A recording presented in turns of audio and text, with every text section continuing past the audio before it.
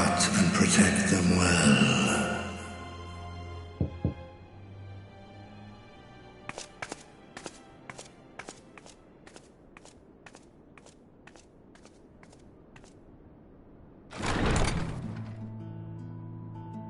Good, you're here. You haven't eaten yet, have you? We've bought quite a spread if you're interested. Only the finest dining from the last stand.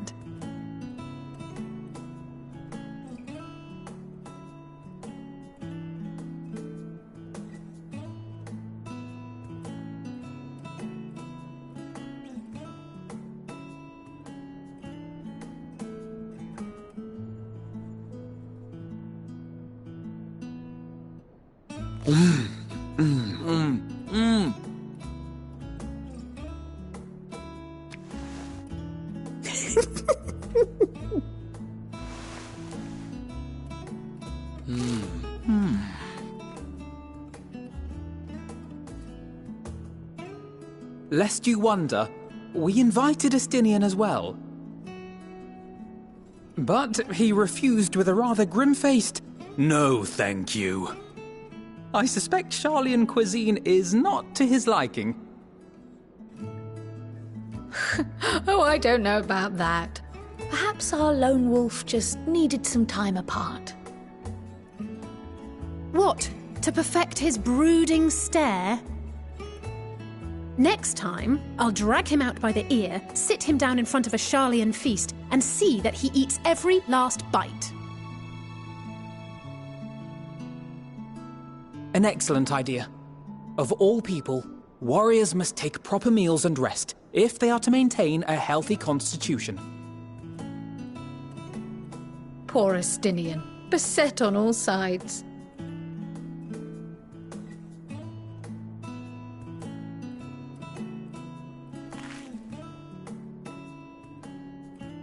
Speaking of one's physical condition, Mistress Quile, I hear you recently played literal host to Heidelin herself.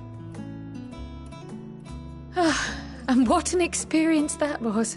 Tiring, yes, but no lasting harm done. If anything, I should have liked to speak with her longer.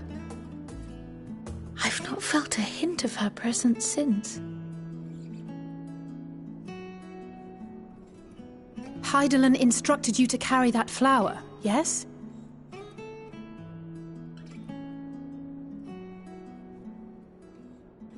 Twill be your guide, test and proof of your conviction. And then something about seeking joy in darkness, was it?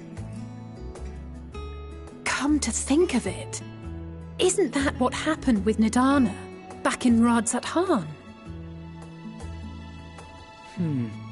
The flower did seem to radiate a joyful glow, as if reflecting the elation we all felt, the relief of a people with renewed hope.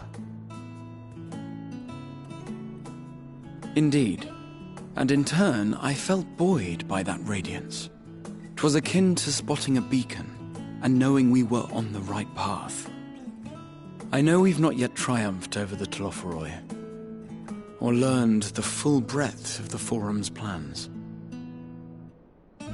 But even within the midst of our struggles, we find small moments of joy to sustain us.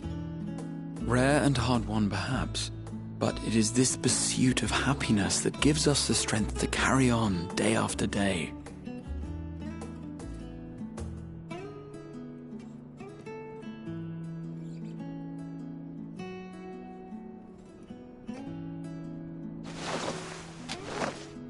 Hey, that's mine.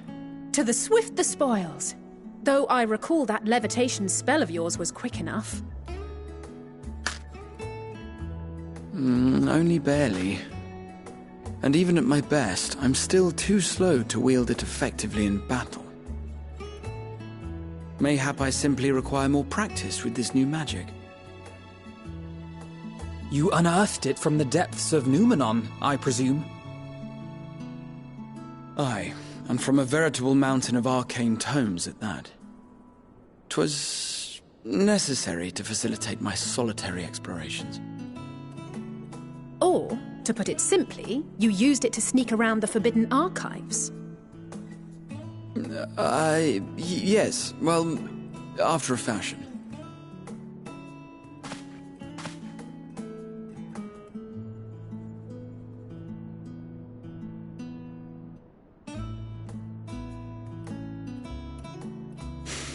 They're tall, you see. The shelves, they're too tall for me. And I could hardly move the library's platforms without attracting attention now, could I? Oh.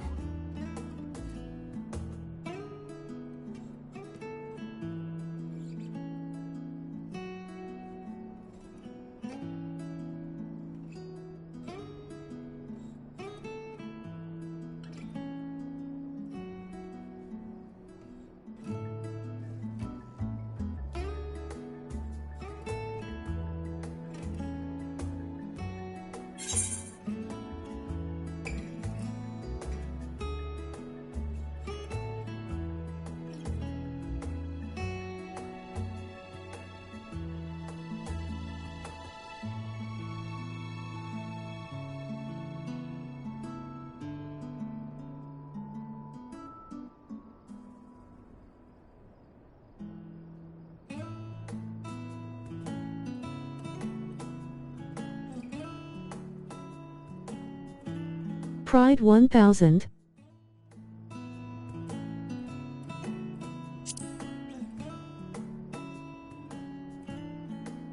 I'm not that ambitious.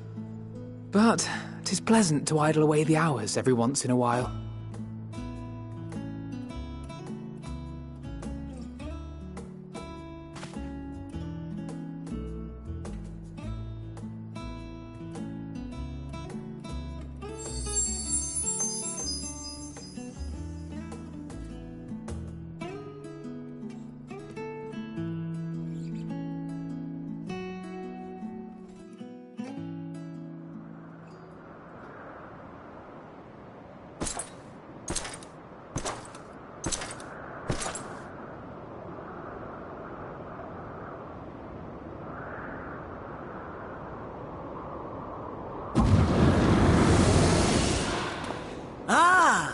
Enjoying the bracing cold, I see. Do you not own a warm coat or a cloak? Something in fur? Or fashioned from the skins of your enemies? Or... well, never mind that. I come to you once more as the bearer of bad news. Our tower in Thavnir has been toppled. And I need not tell you by whom. Given how many we have at our disposal, the loss of a single spire is hardly fatal to our plans. It does, however, slow the rate at which we siphon ether. If they continue to preoccupy themselves with the towers, then all will be well. But should our foe prove bold enough to strike at us here, then the timing becomes questionable.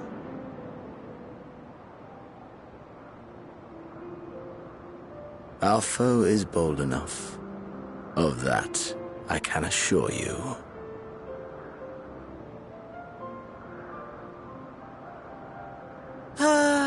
Yes, very well then. I suppose I must prepare a proper welcome. Honestly, talk of your nemesis is the only thing you seem to enjoy. Does nothing else spark your interest?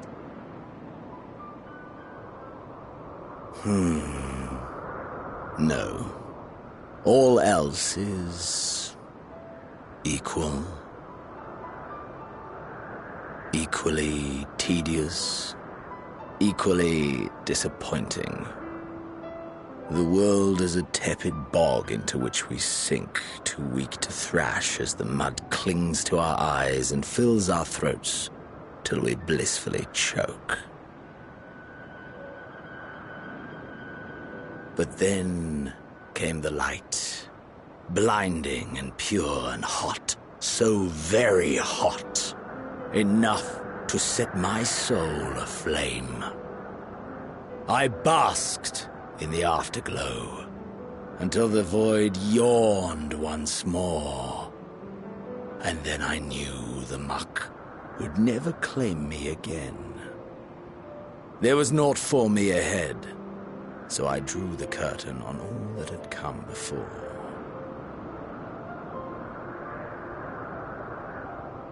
Burn, burn, let the whole star burn. I will have my contest. I will reclaim my moment.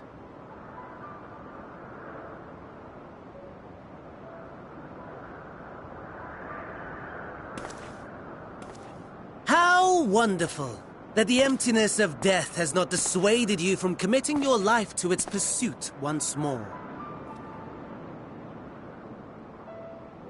I don't know whether to envy you or pity you.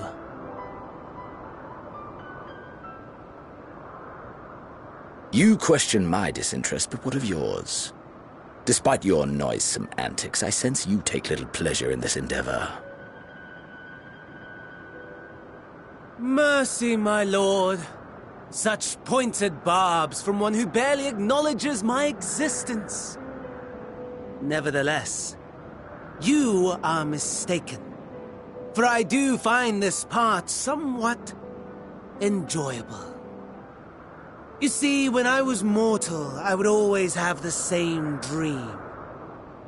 It was a fragmented thing, disjointed, all the faces incomplete. The setting, too, was unknown to me, so I thought it simply a fantasy of my sleeping mind. Until one day, I realized it was showing me the truth. Much as your dream of the final days enlightened you.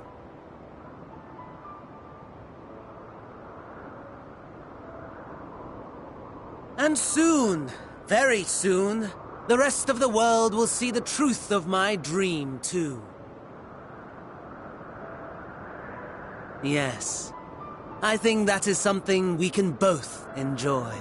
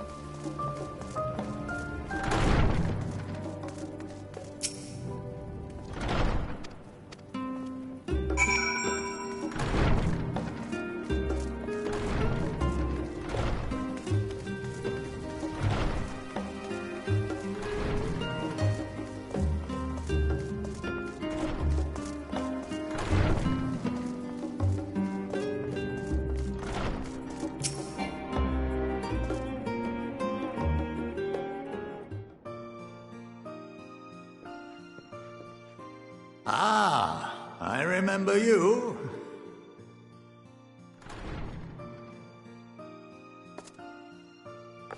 I pray we have not caught you at an inopportune moment.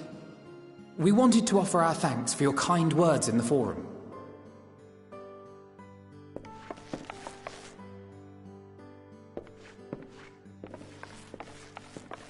Well, I could hardly let that inquisition go unchallenged. I've always believed that curiosity should be nurtured, not stifled.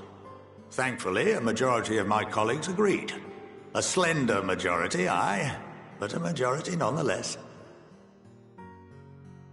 Had the vote not gone our way, we would be having a very different conversation, if any at all. Though I'd like to think you would have not given up on our cause. I'm told you paid a visit to the annex afterwards. Yes, that's right. I was hoping to speak with the grandchildren of my dearly departed friends Galuf and Louisoix in a less dour setting. But it seems I just missed you.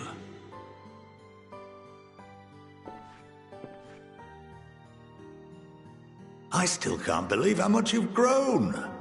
If only your grandsires could have seen the way you presented yourselves to the Forum. Why, it fair brought a tear to my own eye.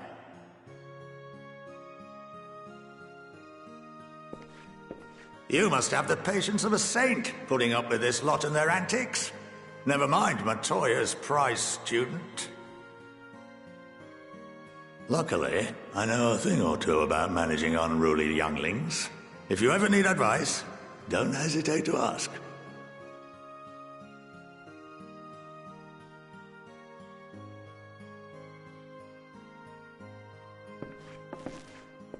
If I may, there is a rather more pressing matter we wish to discuss. What can you tell us of this duty that the Forum must fulfill? Nothing, I'm afraid. Like all humble servants of the Forum, I am sworn to secrecy.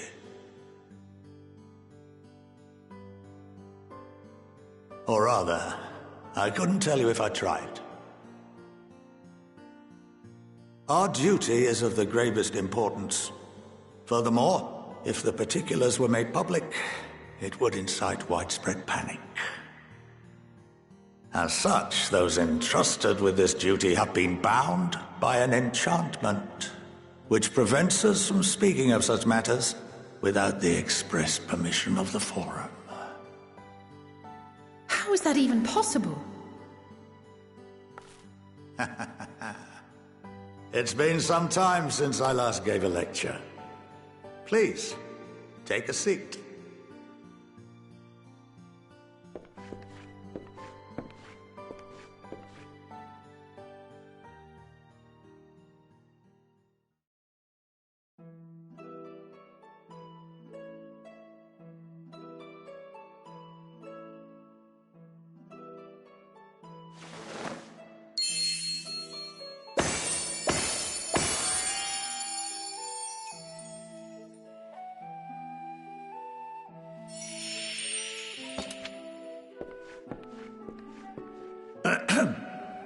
We shall begin by reviewing the fundamentals of etherology. The ether, which imbues us with life, can be categorized into three forms. Two are of the incorporeal sort, the soul and the memory. Can anyone tell me the third?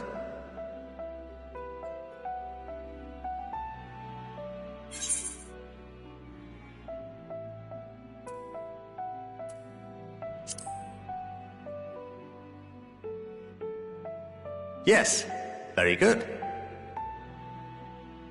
This is the form with which the layman is most familiar. Consumed by even the simplest of daily activities, and replenished by the food and drink that sustain us, this form of ether is in constant flux. In contrast, the ether that comprises the soul is rarely subject to dramatic change. The same can be said for memory, as the two are intrinsically linked.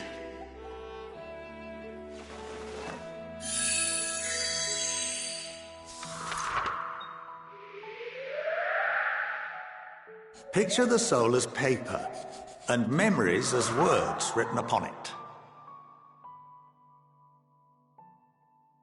Now, what would happen if that paper was doused with ink?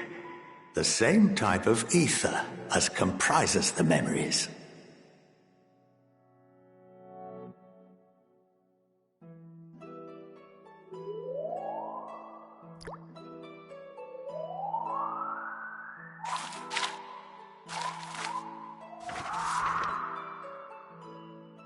It would blot out everything that was written.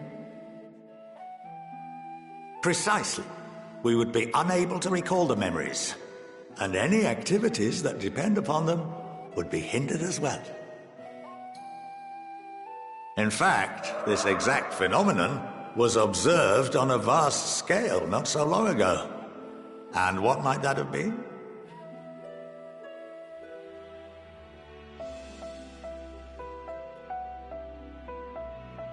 The seventh umbral calamity. The people of Eorzea vividly recall Bahamut breaking free of the Lesser Moon and raining hellfire down upon the realm. But no one could seem to remember the events that followed immediately afterwards. Indeed. To this day, we have yet to determine whether it was an unintended consequence or a deliberate act.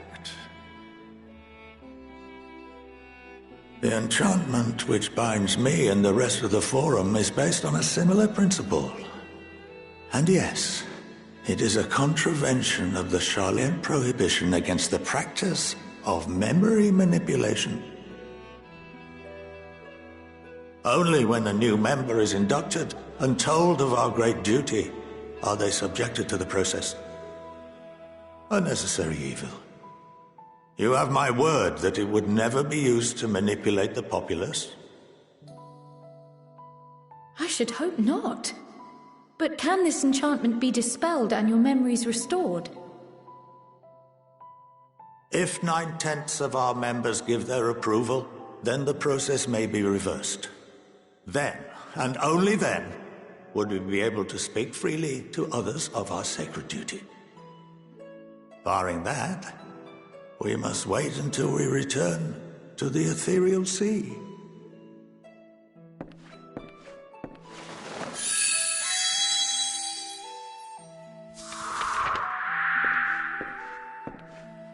For there we will be purified, the blots upon our souls washed clean.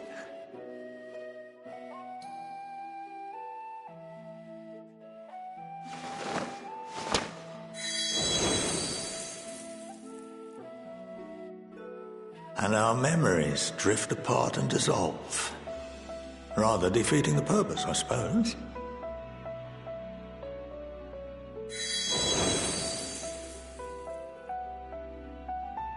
But there are those memories that are indelibly etched upon our souls, some believe.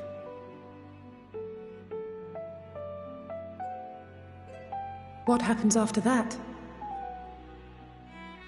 We are reduced to pure ether, coalesce with that of others, and create souls anew. Alternative schools of thought assert souls remain whole and return to the corporeal world, reborn into another form. Both theories have their proponents. Personally, I consider each equally probable.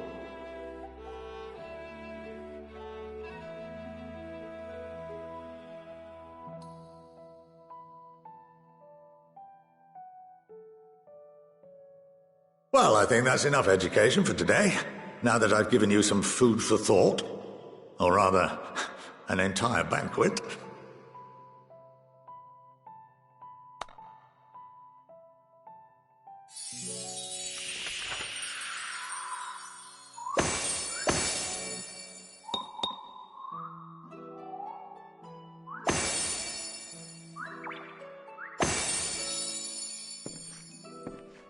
I would remind you that although I'm unable to assist you with certain matters, the resources at my disposal may still be of use to you. I'll arrange for you all to be given the run of Phenomenon. Of course, as associate to our alumni and the students of Baldessian, this privilege is extended to you as well, my friend. Oh, and I suggest you speak with Ki Aliapo. She's well known among the artisans of Sharlayan, and her network of contacts may prove useful in your search for knowledge. I wish you all the best in your pursuits, wheresoever they may take you.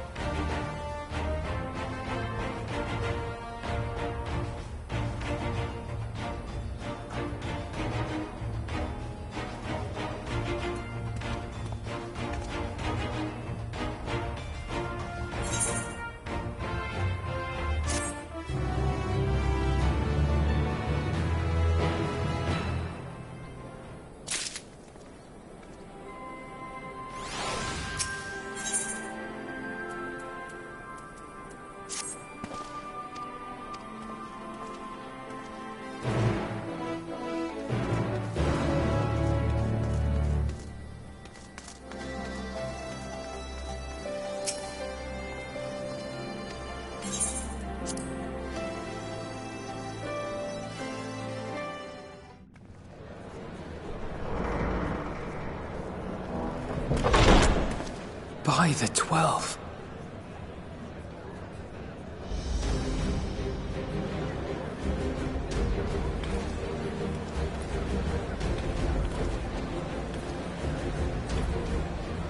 Glad you could join us. I hope you don't mind, but we went ahead and started without you. As you can imagine, our traveling companions were eager to become acquainted. 'Tis a rare thing indeed to see such a diverse and talented group of individuals assembled for a single purpose. We fight not only for the sake of Eorzea, but for the entire world, including the people of Garlemald. Much rides on the efforts of the Ilsabard contingent. Indeed, which is why I am glad to find myself in the company of many trusted comrades, yourselves included. Lucia! I have come at the behest of Lord Emmerich, who has honored me with the role of Ishgard's representative. And for the good of all nations, not least my former homeland, I am determined to see this mission through to its end. We have a hard road ahead of us, but walk it we shall, together.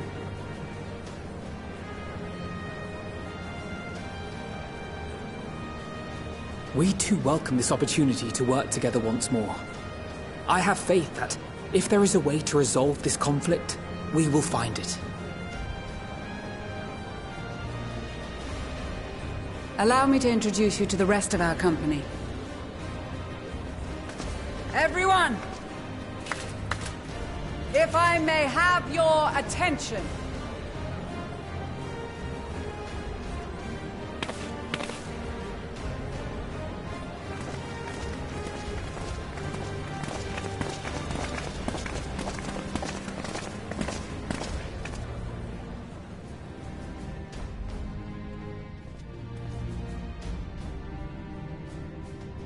Might I ask you to speak first?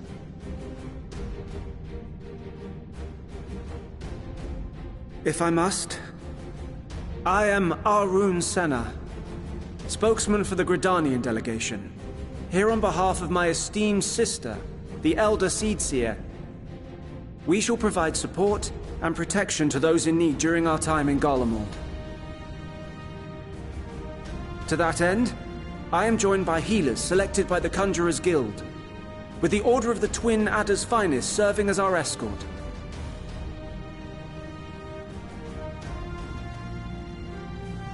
Suppose I'd better say my piece.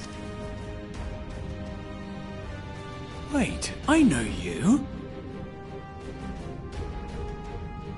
The name's Sicard, in case you've forgotten. Truth be told, I'd rather you had forgotten. Any road, the Admiral asked Captain Hillfear to send his best, and for whatever reason, he picked me.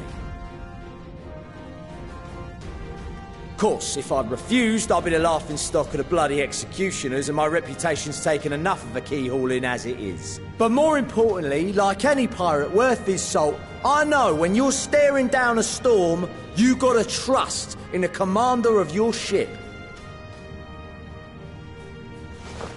So if the Admiral wants us to go to Garlemald, not for plunder and glory, but the promise of peace in our time, then that's what we'll do.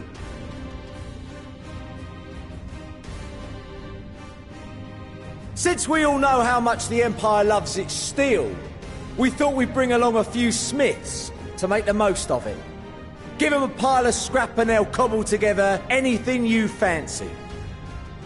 Of course, just like the Gridanians, we got fighters of our own. We might have come with a more constructive purpose in mind, but we're more than capable of cracking skulls, believe you me. Well, you're certainly raring to go. But then again, so are we. The most dependable warriors of Uldar and Alamigo have assembled at the Sultana and General Aldin's behest.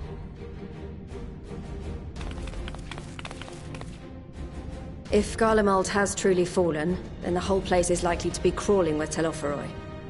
We'll need plenty of troops to clear and hold a path for others to follow.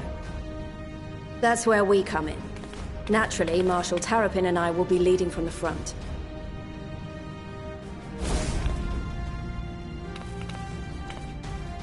It's been some time since I last saw you in your element on the battlefield.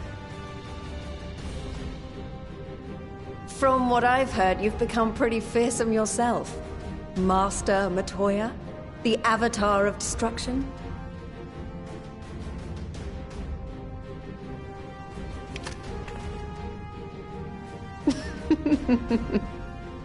With comrades like these, I know we'll succeed, no matter what awaits us. And then we might finally get a chance to enjoy a good long rest. But until then, let's give it our all.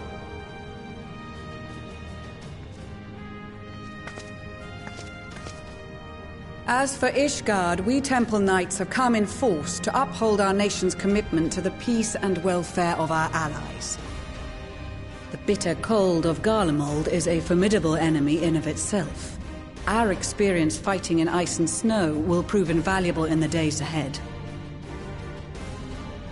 Accordingly, I have been designated commander of the Ilzabard contingent. I will do all in my power to provide you with the leadership and guidance you require. The four high houses, House Hylinart foremost among them, have arranged for a host of machinists to join us on our mission. Their knowledge of Imperial Magitech is sure to be a great boon. They will address any problems of a technical nature, together with the smiths of Limpsa Lomitsa. There is another awaiting introduction. Lord Emanolaine! Ah, yes. Emanolaine de Forton, at your service. Though, lest there be any misunderstanding, I should stress that I've not become a fearsome warrior while you were away. Rather, far from it, actually. My brother, in his infinite wisdom, decided this would be an excellent chance to make something of myself. Oh, and fight for world peace and all that.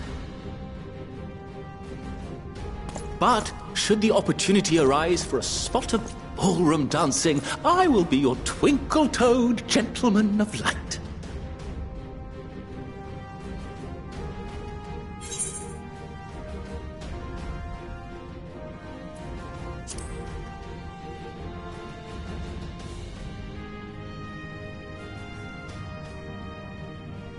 Huzzah! I cannot wait to regale Honorat with my tales of derring-do. I believe that concludes introductions for the Grand Company of Eorzea. Our allies from the Eastern Alliance were due to arrive some time ago, but it would appear they have been delayed. Would that be the shinobi of Doma? Actually, they've been tasked with relaying messages back and forth between the various Eastern nations. According to Lord Hien, however, an equally capable company of warriors has been sent in their stead. Out of my way, you preening fool!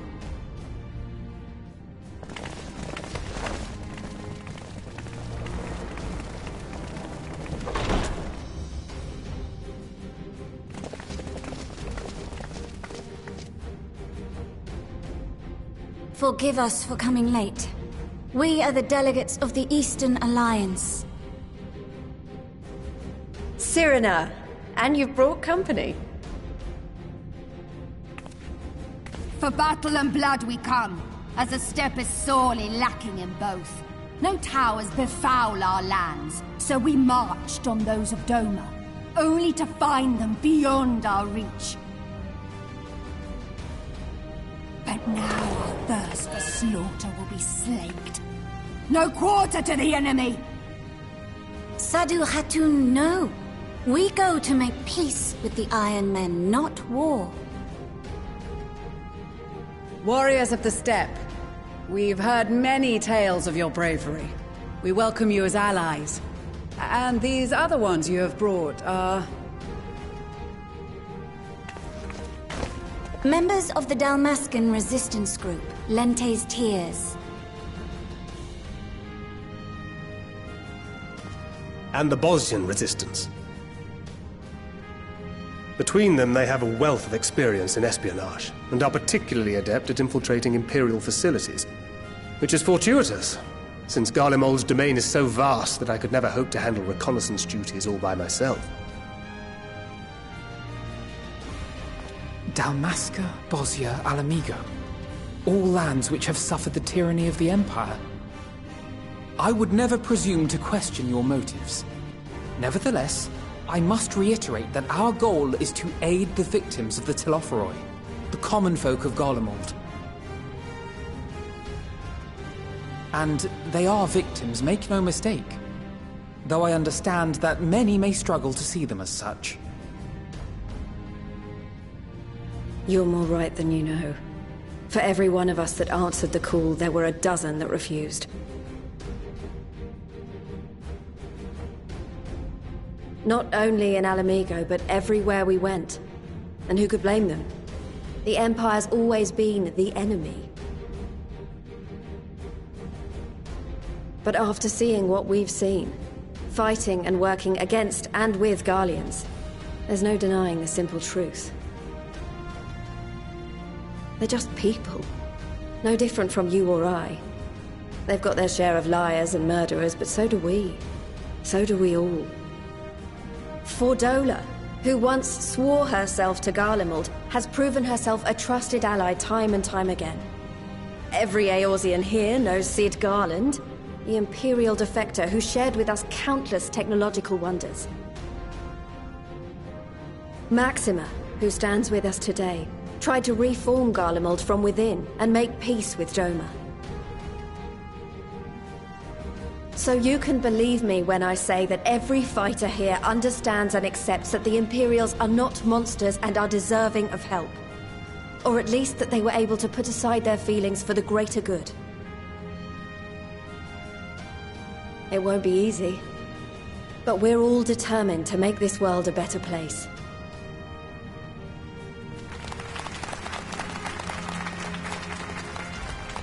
What lingering concerns I may have had were clearly unwarranted.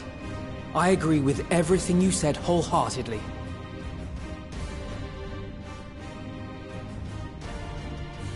Then we are in accord. Now, let us review our strategy. To reach the Garlean capital in northern Ilsabard, we must cross the central mountain range. Fortunately, Garlund Ironworks can provide aerial transport, sparing us this most treacherous part of our journey. However, attempting to fly any closer to Garlemald would attract the attention of the Telophoroi. As they appear to have seized control of the majority of the Imperial military, we must assume that includes its fleet. In addition, Garlemald possesses devices that can interfere with airship navigational systems, further discouraging an airborne approach. Given the circumstances, the closest we dare deploy our contingent is an area between the range and the capital, the Magna Glaciers. From there, we must travel the rest of the way on foot. We will also need to bring the airships with us to ensure we can withdraw with haste. Although much of the terrain will be blanketed in snow, we should be able to make use of local roads and shipping facilities. The vast ice field will afford us an unobstructed view of the surrounding area. On the other hand, it will also allow others to easily spot us, so it is imperative that we only make camp in positions where we can easily defend ourselves. And the airships, which must be kept safe at all costs. We cannot account for every possibility, so we must be prepared to think on our feet. We will be tested. Sorely tested, I expect. But for our homes and for our people, and a people not our own but in need, we will succeed. Spare no effort in your preparations. Once we depart, there is no turning back.